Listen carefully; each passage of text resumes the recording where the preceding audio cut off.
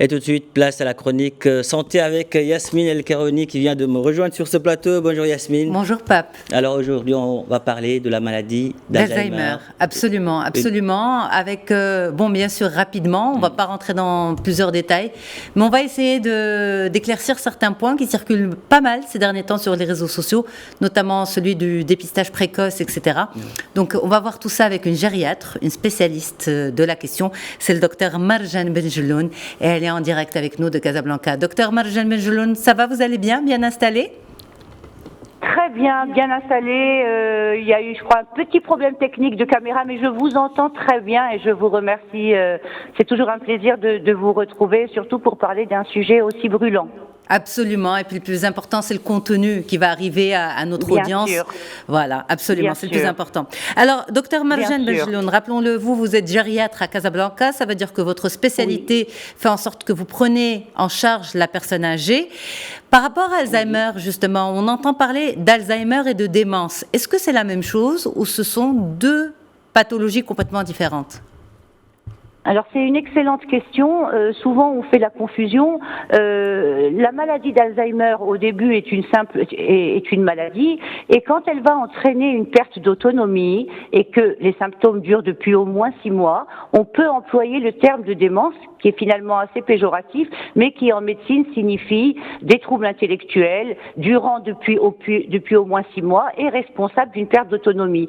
Donc après un certain temps, la maladie d'Alzheimer devient une démence puisqu'elle entraîne une perte d'autonomie. Ok. Alors, on lit souvent que l'activité physique, une marche régulière, entraîner son cerveau permet de prévenir Alzheimer. Est-ce que c'est vrai ou faux? Est-ce que c'est un leurre? Alors, il y a eu une dernière conférence, la plus récente, à San Francisco en juin 2022, sur toutes les avancées concernant la maladie d'Alzheimer. Et vous avez encore une fois touché dans le mille, parce que le message très positif, c'était la prévention. Et effectivement, on peut éviter, et c'est ça la meilleure nouvelle, 40 à 60% des démences en agissant sur l'activité physique qui a été biologiquement prouvée. Alors, on dit évidemment une activité physique adaptée à la personne âgée, et on dit un minimum d'une demi-heure de marche. La marche, c'est excellent, par jour. La nutrition aussi fait partie des choses qui vont être bénéfiques et être un facteur de prévention concernant la démence, l'entraînement cognitif, la curiosité intellectuelle. Enfin, oui, l'activité physique, pour répondre à votre question, permet clairement, et ça a été démontré, de diminuer l'incidence des démences. Oui. Alors, quand on dit prévenir, est-ce que ça veut dire retarder l'apparition des symptômes ou bien annuler complètement l'apparition de la pathologie? Alors, donc c'est une étude Finger qui est menée dans 45 pays depuis 2015 et qui étudie ces facteurs. C'est-à-dire que, tout simplement, en agissant sur ces facteurs-là, comme l'activité physique, vous allez améliorer la vascularisation de votre cerveau, et donc votre cerveau va être plus résistant. Et il va pouvoir compenser plus longtemps l'éventuelle apparition d'une maladie. Vous voyez ce que je veux dire? C'est-à-dire que vous avez finalement un cerveau plus résistant, et la maladie va avoir beaucoup plus de mal à atteindre le cerveau, puisque le cerveau est en bonne santé quand on mène une activité physique régulière.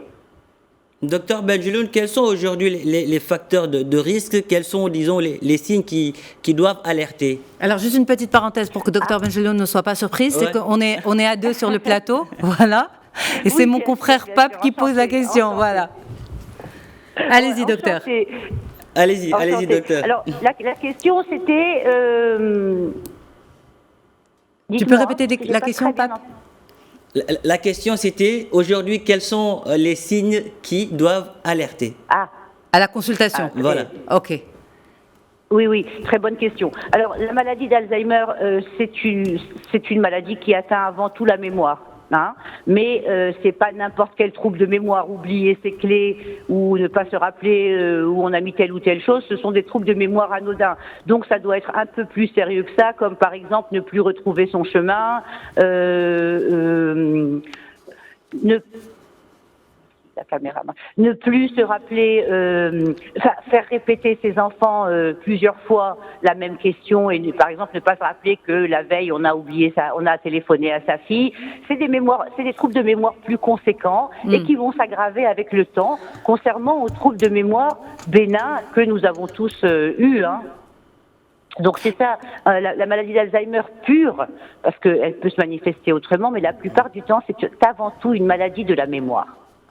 Alors, une autre question par rapport justement au vrai ou faux qui circule actuellement sur Alzheimer. Oui, on a parlé justement de la prévention. Le dépistage, il y a des articles qui circulent depuis 48 heures, un peu plus, et selon lesquels on pourrait dépister Alzheimer avant même l'apparition des premiers symptômes grâce à un test sanguin. Vous y croyez ou pas, docteur Marjane Benjeloun? Oui, tout à fait. Il y a eu des messages très positifs, je vous dis, dans ce congrès de juin 2022, et certains tout à fait réalistes. C'est vrai que dans les années 70-80, on n'avait pas grand-chose, et depuis 2000-2010, il y a eu une grande amélioration grâce à certains biomarqueurs qui pouvaient être dosés au niveau du liquide céphalorachidien, ou qui pouvaient être visualisés au niveau d'un scanner.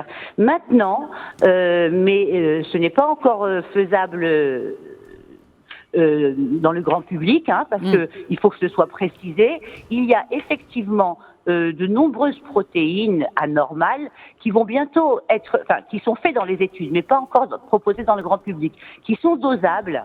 Et qui permettent effectivement de prédire l'arrivée de la maladie. Et donc c'est beaucoup plus facile puisque ce sera moins invasif, puisque ce sera un simple test sanguin. Oui, ça c'est clair et net. Mais une fois qu'on le sait, est-ce que vous, pardon de vous interrompre, est-ce que vous, les médecins, vous êtes outillés pour justement une prise en charge précoce? Est-ce que c'est efficace, une prise en charge précoce? Oui, bien sûr, une prise en charge précoce, c'est tout à fait bénéfique. D'abord parce que, comme je vous l'ai dit, on va mettre en route tous les facteurs de prévention qui freinent la maladie. Ça, je vous ai dit, 60% des démences sont prévues. Vous vous rendez compte, c'est un chiffre merveilleux. 60% des démences sont évitables dans le monde. Et d'ailleurs, depuis, il y a de moins en moins de démences, Alzheimer. Simplement, comme il y a plus de personnes âgées, on en voit beaucoup. Mais il y en a de moins en moins. Voilà, il y en a beaucoup. Donc, mais par exemple, je crois qu'en 1900, il y avait 10 nouveaux cas d'Alzheimer sur 100 personnes. Maintenant, il y en a 2 nouveaux cas d'Alzheimer par 100 personnes. Mais comme il y a beaucoup plus d'octogénaires et de nonagénaires, on en voit beaucoup plus. Docteur Marjane Benjeloun, merci infiniment. On doit rendre l'antenne, mais en tout cas, merci beaucoup d'avoir décrypté pour nous. Plaisir. Merci, docteur. Merci infiniment d'avoir décrypté. Et à très bientôt, j'espère. À très vite. Pape. Excellente journée. À vous aussi, docteur. Merci beaucoup, docteur Marjane Benjeloun. Vous êtes médecin gériatre à Casablanca. Avec grand plaisir. Pape, je vous rends l'antenne. Merci à vous, Yasmine. C'est dommage. Elle est très intéressante, docteur Benjeloun. On aura l'occasion de parler plus amplement avec elle, notamment concernant cette maladie, la maladie d'Alzheimer. Absolument. Voilà. Mais c'était nécessaire pour moi de décrypter un peu ces infos qui circulent actuellement. C'est d'où le choix de ce sujet par rapport au test sanguin de dépistage, parce qu'il ne faut pas donner trop d'espoir. Elle l'a bien expliqué. Oui, c'est en route, en effet. Mais attention, c'est pas encore homologué. C'est pas encore mis en service pour le grand public. Donc, il faut lire les articles scientifiques et les décrypter grâce aux gens de la science. Et vous avez bien éclairé notre lanterne.